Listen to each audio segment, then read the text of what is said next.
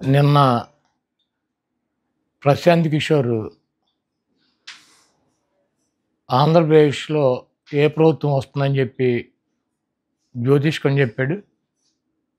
ప్రశాంత్ కిషోర్‌కి ప్రస్తుతం ఏ రాష్ట్రంలోనూ కూడా ఎవరు కూడా అతన్ని ఏ రాజకీయ పార్టీ వ్యూహకర్తగా పెట్టుకోలా. అతనికున్నటువంటి ఐపాక్‌లోంచి కూడా అతన్ని తరిమేశారు. ఐపాక్ టీము వైఎస్ఆర్ కాంగ్రెస్ పార్టీకి ఇప్పుడు కూడా పనిచేస్తుంది ఋషి ఆధ్వర్యంలో. లగడపాటి రాజగోపాల్ లాగా ఇతను కూడా జ్యోతిష్కం చెప్పడం మొదలెట్టాడు. ఇతనికి వృత్తి ఏదన్నా ఒక రాజకీయ పార్టీని గెలిపించాలంటే డబ్బు తీసుకుని ఆ పార్టీ కోసం పనిచేస్తాడు వ్యూహకర్త. ఇతను తీసేసిన తహసీల్దారు ఐపాక్‌లోంచి తరిమేస్తే అతనికి ఎటువంటి టీము లేకుండా బీహార్‌లో ఒక రాజకీయ పార్టీ పెట్టి పాదయాత్ర చేసి డిజాస్టర్ అయిపోయి డిస్పోజల్ అయిపోయాడు. ఎవడో కూడా పెట్టుకునేటువంటి పరిస్థితి లేదు. చంద్రబాబు లాంటి పనికిరాని వ్యక్తుల దగ్గర ప్యాకేజ్ తీసుకుని డబ్బులు తీసుకుని అతను జ్యోతిష్కం చెబుతున్నాడు. అంటే పీకే చెప్తే ఈ రాష్ట్ర ప్రజలను ఒక 2-3% ఓటు మారుతుందేమోనని చెప్పి చంద్రబాబు నాయుడు ఆశ. కేసీఆర్ మళ్ళీ అధికారంలోకి వస్తాడు. ప్రతిపక్ష పార్టీలకు సరైనటువంటి నాయకుడు లేడు.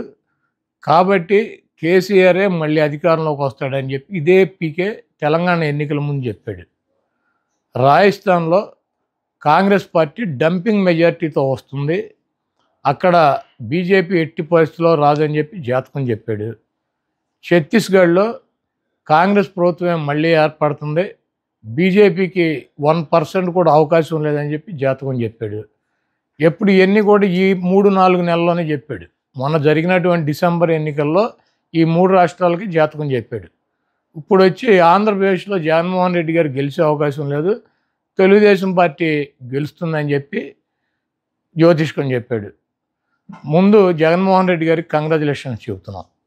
ఎందుకంటే ఇటువంటి పనికిరాని తీసేసిన తహసీల్దారులు లగడపాటి రాజగోపాల్ గారు, ఈ పీకే, ఇటువంటి వాళ్ళు డబ్బులు తీసుకుని సర్వేలు చేయకుండా ఎక్కడా కూడా పని చేయకుండా నోటికి వచ్చినట్టు పిచ్చివాగుడు వాగి ప్రజల్ని ఏమన్నా 2%, 1% నోటలుగా ఆలోచించేవాడు ఓటు ఏమన్నా చంద్రబాబుకి వేయించాలని చెప్పి విశ్వ ప్రయత్నాలు చేస్తున్నారు.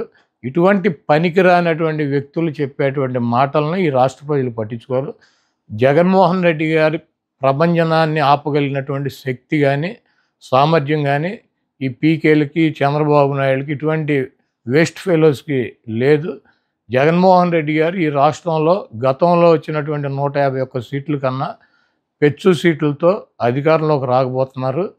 అటువంటి జగన్మోహన్ రెడ్డి గారి మీద ఎవరి దగ్గర డబ్బులు తీసుకొని ఇటువంటి చిల్లర వాగుడు వాగేటువంటి పీకే లాంటి వెధవల గురించి పెద్ద పట్టించుకోవాల్సిన అవసరం లేదని చెప్పి